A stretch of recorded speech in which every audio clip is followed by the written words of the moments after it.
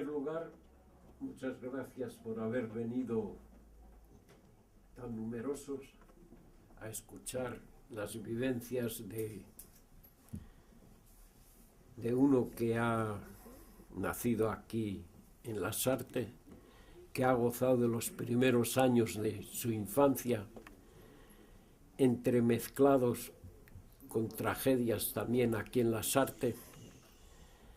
Aquí murió, cuando yo no tenía aún 3 años, mi hermana, atropellada por un coche, y está enterrada aquí en el cementerio de Lasarte.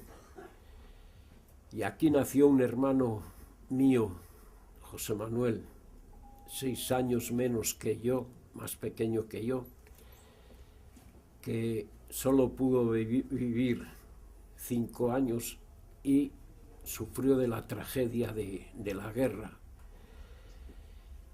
Aquí viví desde los años 0 hasta los 10 años y probablemente cohabité con vuestros antepasados, abuelos, bisabuelos, y veo aquí también que hay camaradas míos de la época del exilio en Rusia. He leído en alguna parte que los primeros años de tu infancia donde vives, aquella es tu patria. Y yo le puedo dar la razón, porque Lasarte para mí siempre ha sido el lugar donde he nacido, el lugar donde he vivido. Y aquí mis padres, que era mi padre, que era un obrero, nos pudo, en el poco tiempo que hemos convivido juntos, nos ha podido dar las bases de una educación que luego, siendo ya mayor, lo he podido reconocer. Y fue él el artífice de que fuéramos nosotros a Rusia, los 2 hermanos. El tercero no pudo ir a Rusia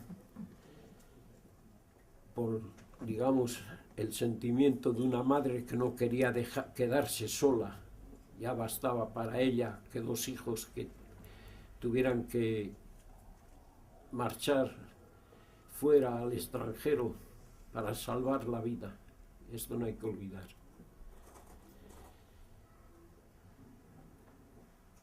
No me es muy fácil hablar de estas cosas, claro.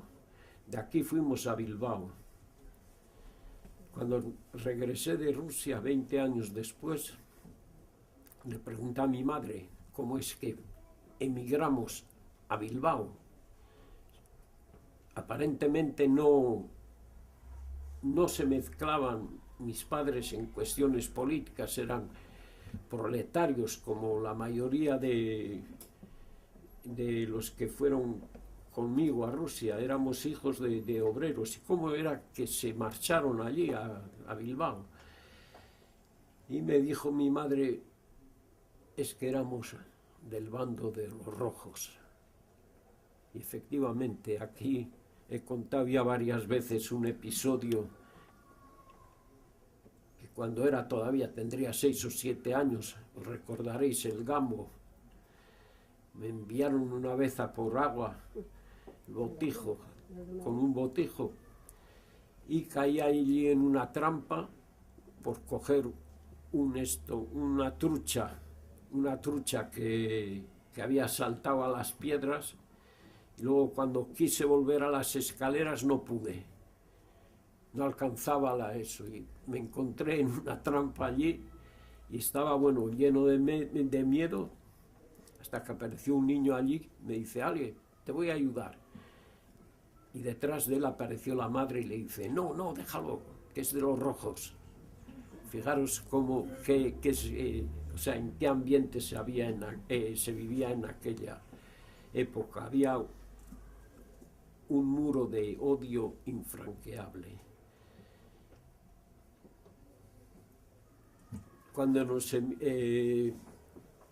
Cuando fuimos a Bilbao,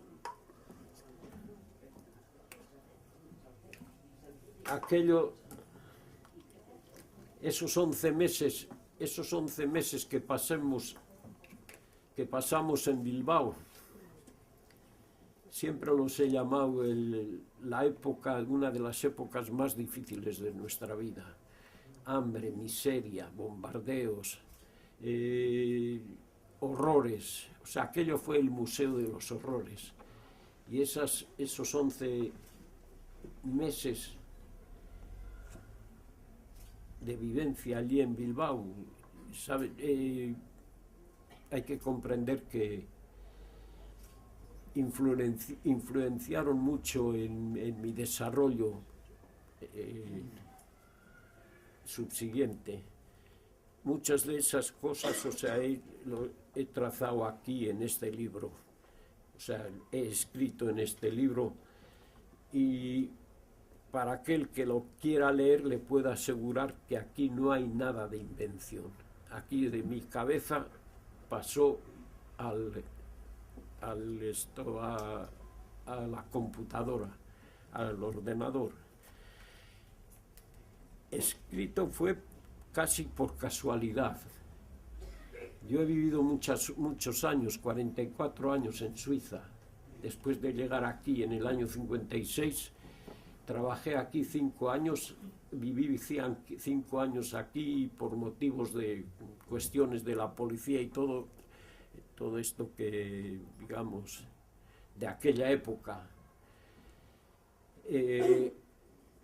Tuve que emigrar a Suiza y allí viví 44 años. Allí mi familia se educó y bueno, aparecieron los nietos luego, y mi nieta, que estaba estudiando en el liceo y estaba aprendiendo el español como una lengua extranjera, le dieron a escribir una tesis en español, y ella eligió Mi abuelo en Rusia, y me pidió que le escribiera pues unas páginas, 10 o 12, y que la ayudara un poco. Y empecé a escribir a mano.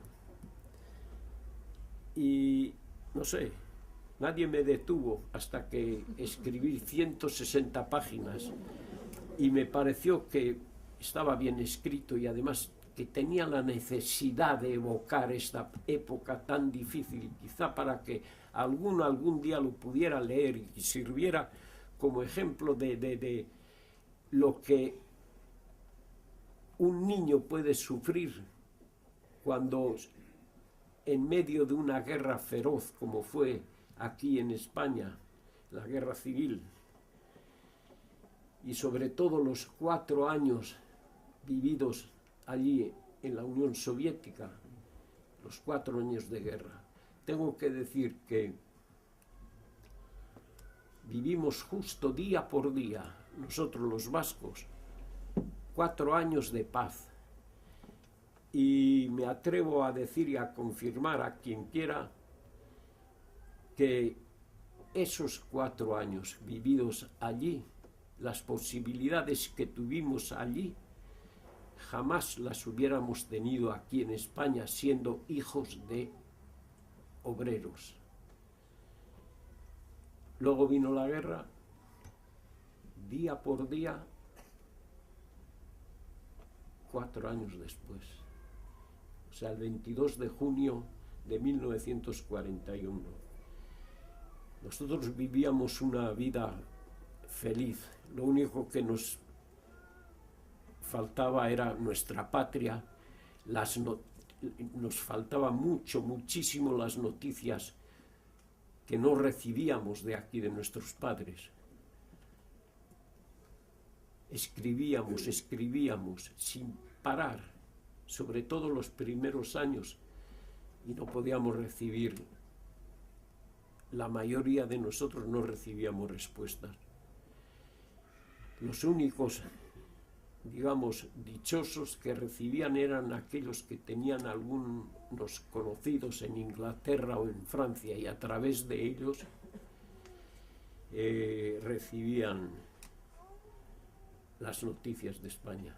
Yo la primera vez que recibí una carta de mi madre fue 12 años casi después, y fue un shock tremendo para mí en esto. ¿Por qué? Esta carta la envió clandestinamente de Francia. Una prima suya que trabajaba en Irún la pudo pasar y desde Francia nos la transmitió. No iba dirigida a nosotros, iba dirigida a Dolores Ibarruri. Y en esa carta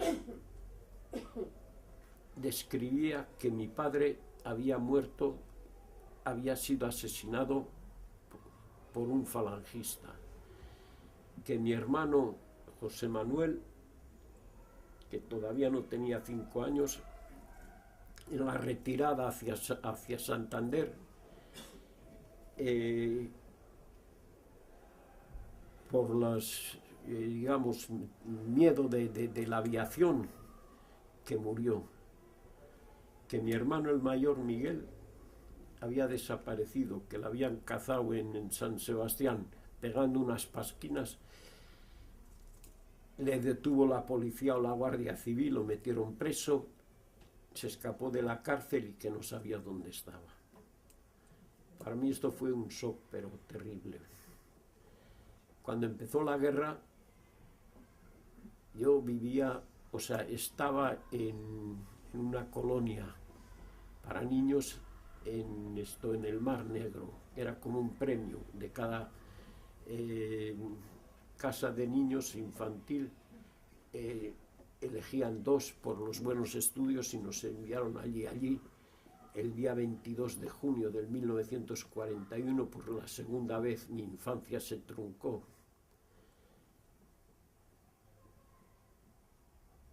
Allí oímos el discurso del ministro de Asuntos Exteriores, Molotov, que anunciaba que pérfidamente la Alemania nazi había atacado la Unión Soviética, que habían bombardeado las principales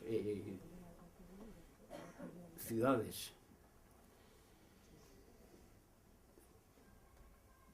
Varios días, varias semanas estuvimos en Moscú, y cada noche, con la puntualidad teutona, a las 10 de la noche venía la aviación alemana a bombardear Moscú. Y allí, bueno, había una defensa antiaérea bastante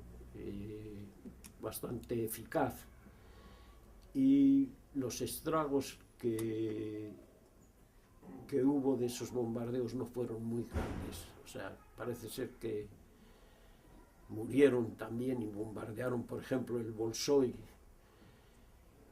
Pero bueno, había peligro porque los primeros meses, en 3 meses primeros, fue un avance pero formidable de los alemanes. Avanzaron casi a las puertas de Moscú.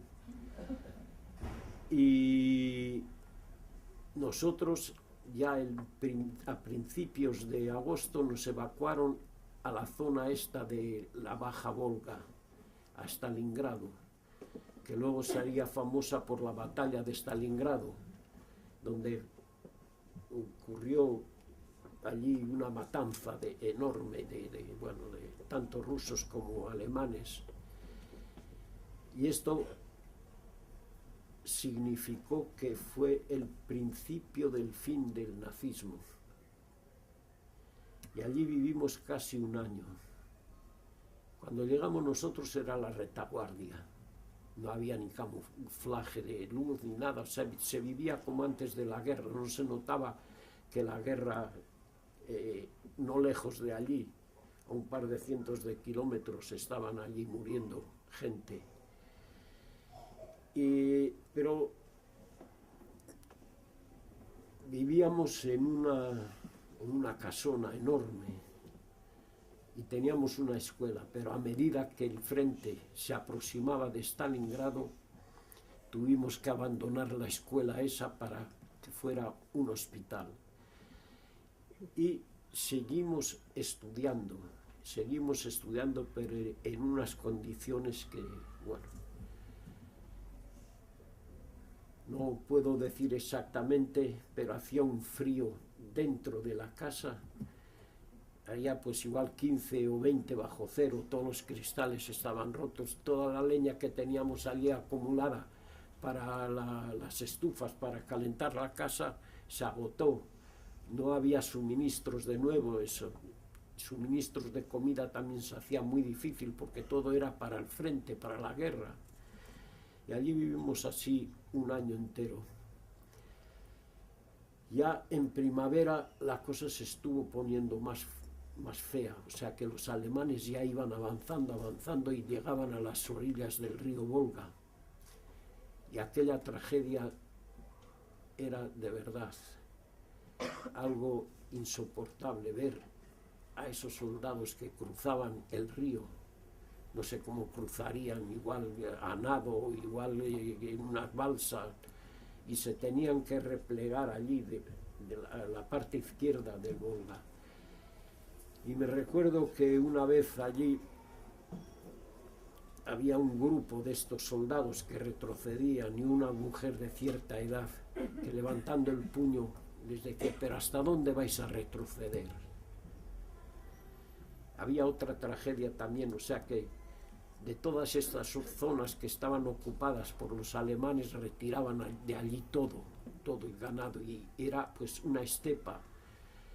Nosotros trabajábamos para ayudar a recoger la cosecha porque no había gente, que estaban todos en el frente, y íbamos pues 14, 15 años teníamos en aquella época. Íbamos a ayudarles a recoger la cosecha y sufríamos de sed porque cuando pasaban esas miles y miles de cabezas de ganados que había que darles a beber, que había que ordeñarlos, parían allí en la tierra misma. Y a nosotros a veces no teníamos ni para beber, teníamos que ordeñar las vacas y beber la leche porque el agua no había, se había agotado y quedaba solamente barro allí.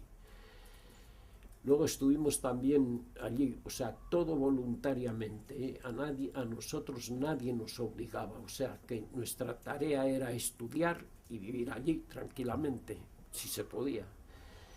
Estuvimos construyendo también allí un aeródromo que era de pruebas, que allí se formaban los pilotos nuevos, jóvenes, que servían la mayor parte del tiempo por la celeridad de los estudios, de víctimas fáciles para los ases alemanes.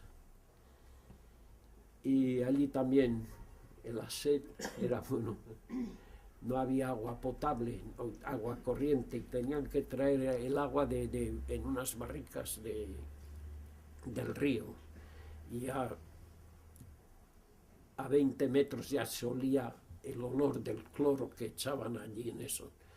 Y bueno, en esas zonas el invierno es muy riguroso y también el verano muy caluroso.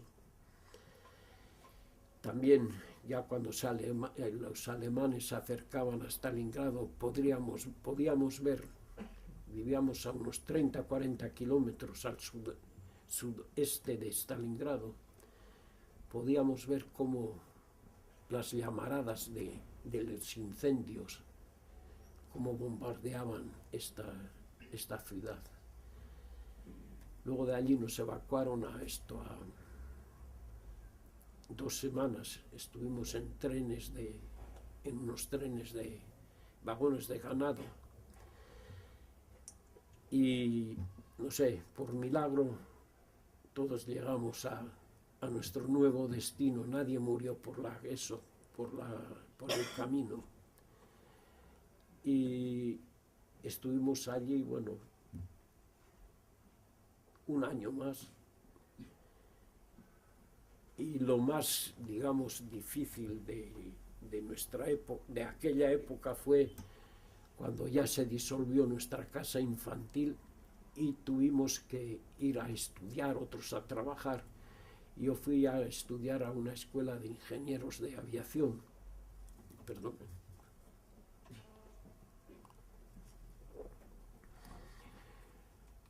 Y allí, 17 años, por la primera vez éramos independientes, o sea que nadie hacía esfuerzos para aliviar nuestra situación por nosotros mismos. Y fue una época muy terrible. Aunque estábamos muy lejos del frente de la guerra, pero cuestión de alimentación, comíamos una vez al mediodía y en 24 horas no teníamos bocado en la mesa.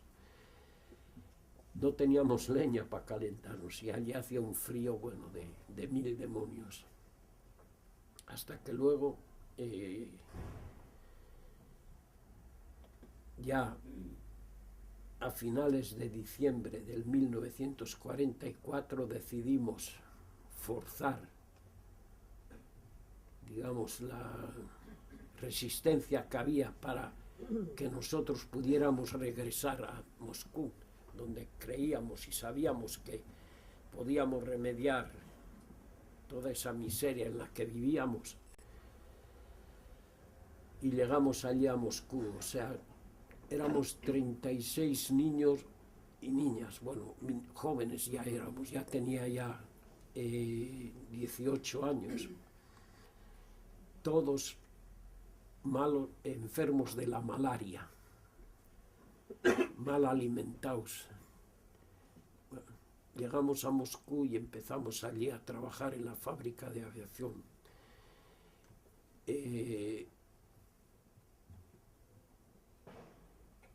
Construíamos motores para los aviones, junto con los soviéticos. Nosotros, como extranjeros, trabajábamos solo 8 horas diarias y teníamos nuestro domingo día festivo. Los rusos que trabajaban allí con nosotros trabajaban 365 días al año sin tener ni domingos, ni días festivos, ni vacaciones,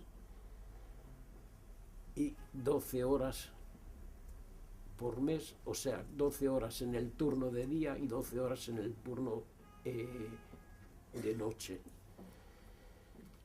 Bueno, se acabó la guerra el 9, para los rusos, el 9 de mayo, y luego empezó otra época. Yo no quiero hacerme juez de lo que pasó allí, de la severidad hacia, no solamente hacia nosotros, sino que hacia los soviéticos también. Lo que quiero deciros es que yo visité, después de la guerra, en febrero de 1946, visité ciudades como Kiev, Kharkov, Minsk, Zaporozhye, Kishiniov, y os puedo decir que allí solo se veían ruinas. Se agravó la situación todavía debido a que en el año 1946 lo que era un granero de la Unión Soviética, Ucrania, hubo una sequía, pero de las que pocos habían visto allí. No creció nada. Y os puedo asegurar que yo una vez tuve que pasar, cuando bajaba, esto era en Ucrania occidental, cuando bajaba para ir a tenía que estudiar allí, tuve que pasar sobre 3 cadáveres de jóvenes que estaban muertos de hambre, hinchados, ahí en Chernovice. Mas luego esto se complicó con los americanos. Durante la guerra nos ayudaron bastante en material bélico, en combustible y sobre todo para nosotros comida de vestir. Y luego ocurrió de que la factura que pasaron al gobierno soviético superaba de 4 veces de la factura que pasaron a los ingleses, habiendo los ingleses recibido mucho más material que lo que recibió la Unión Soviética. Y se negaron a pagar. Entonces cortaron todas las relaciones que tenían la Unión Soviética con los americanos, y en consecuencia quien más sufrió de eso fue la población. Coches, camiones, que eran el Dodge, el Studebaker y el Ford, que todavía podían servir, los llevaban para allí, para el puerto, y con unas prensas y los tiraban, esos coches que todavía podían servir. O sea que fue el comienzo de la Guerra Fría. El comienzo de la Guerra Fría, no sé si sabrán ustedes, el comienzo comenzó de la Guerra Fría en el año 46, en el mes de febrero. O sea que los historiadores la colocan ahí en esa fecha, cuando Churchill, que era primer ministro de Inglaterra, pronunció un discurso en los Estados Unidos, que justamente de que había que poner una barrera, un paredón, para que el comunismo no avanzara. Y el comunismo aquí en Europa, por ejemplo en Francia, pues esta gente también había sufrido mucho, y claro, en consecuencia pues también la sociedad se estaba formando de protestas, de huelgas, y fue por la primera vez que pronunció, que luego quedó ya como como una frase de división de los que eran antes que luchaban contra el fascismo, el telón de acero, que duró hasta el 1991. Y la Unión Soviética, os puedo asegurar que también sufrió mucho. Mas luego, la bomba atómica. Hoy día hay muchos historiadores que dicen que no fue el fin de la guerra, fue el comienzo de la Guerra Fría, para demostrar a los soviets que todavía ellos, los americanos, seguían y querían seguir siendo los amos del mundo. Y en tales circunstancias, después de una guerra atroz, después de tantos sufrimientos, el pueblo esperaba algo consistente, una vida mejor. Y no siempre se podía alcanzar eso. Y entonces hay historiadores también que afirman de que la época más tenebrosa de la Unión Soviética se sitúa justamente en los últimos años de los años 40 y principio de los años 50. Fue la famosa ley que apareció en junio del 47, que condenaban de 5 a 25 años de cárcel, de trabajos forzados, por atentar contra la propiedad del Estado y la propiedad de los coljoses, o sea, los coljoses, las granjas agrícolas.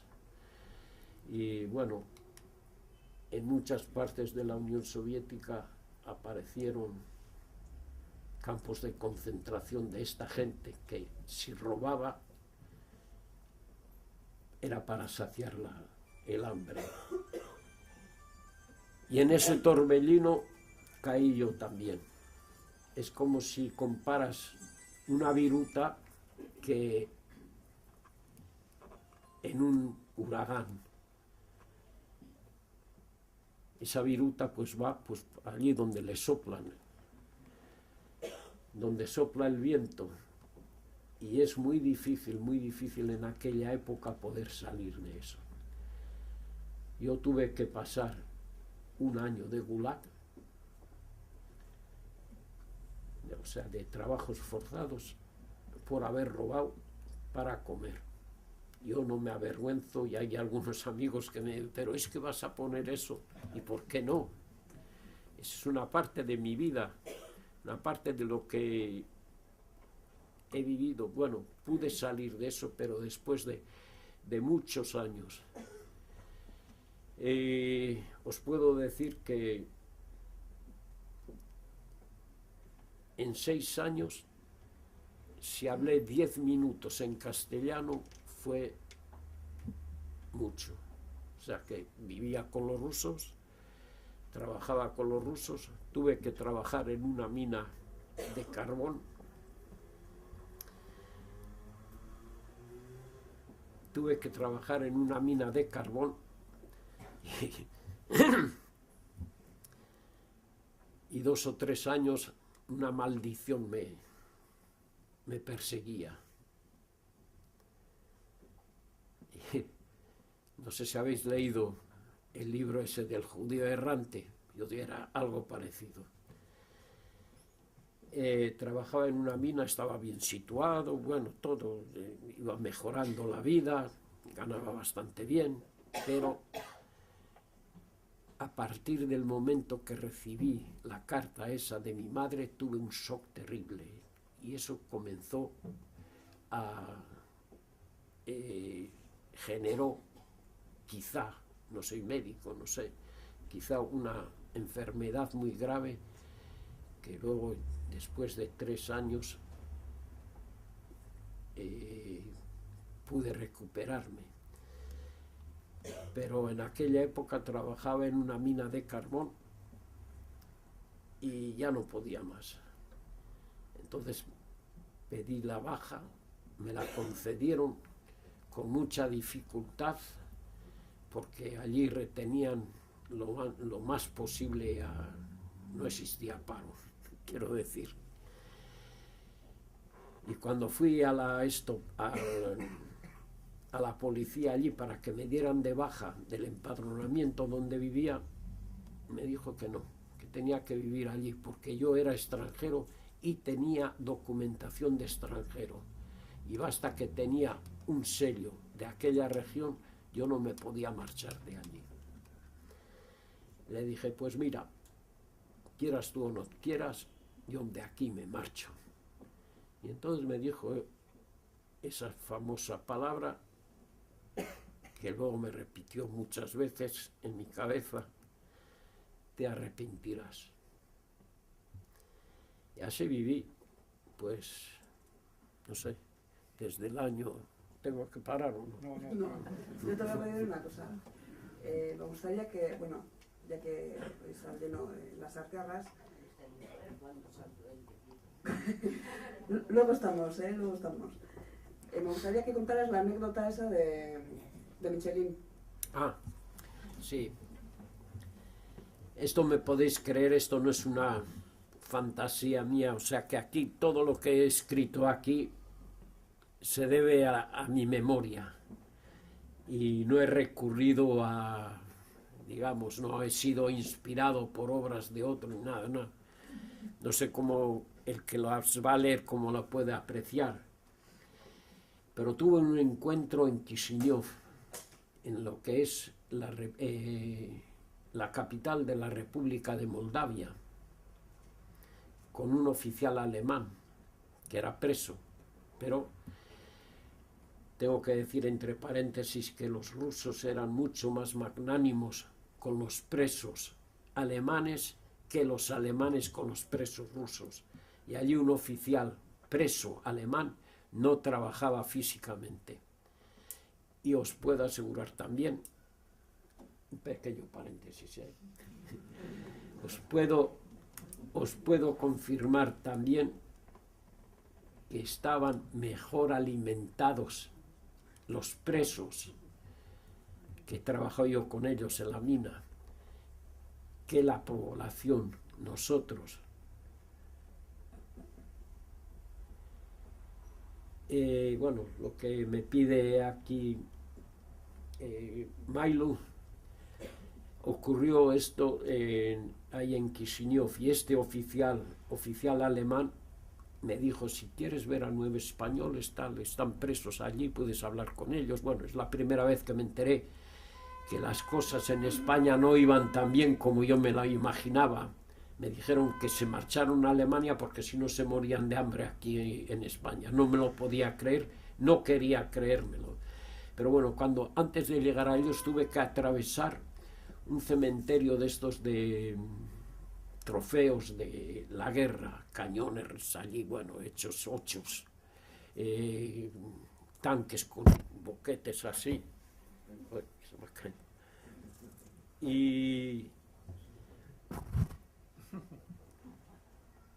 Y mi vista tropezó en un neumático de un coche trofeo. En el neumático estaba escrito Michelin, bajo la vista de Olasarte. ¡Uy! Me agaché, parecía como si lo quisiera abrazar. Fijaros, y hacía ya 9 años que había marchado de aquí de España y que no sabía nada de mis padres. Y en esto que oigo por detrás, ¡alto! ¿Qué haces ahí? Me levanté, me miró y dice, oye, ¿pero qué lloras si no te he pegado? Ale, vamos donde el jefe. Bueno, el jefe le dice, mira, camarada jefe, que este muchacho que andaba por allí y tal y eso, bueno, y está llorando, pero yo no le he pegado. Bueno, le conté, entonces se me empezó a interrogar el jefe, ¿no? Y cuando terminamos de contarle, el pobre casi lloraba como yo.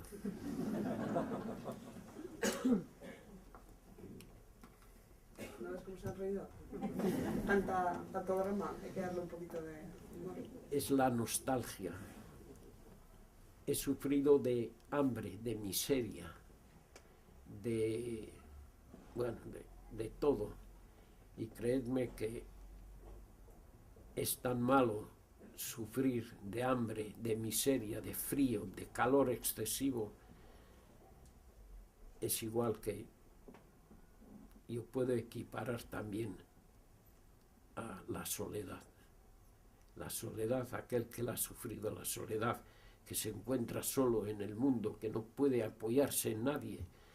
Eso es terrible también, creedme.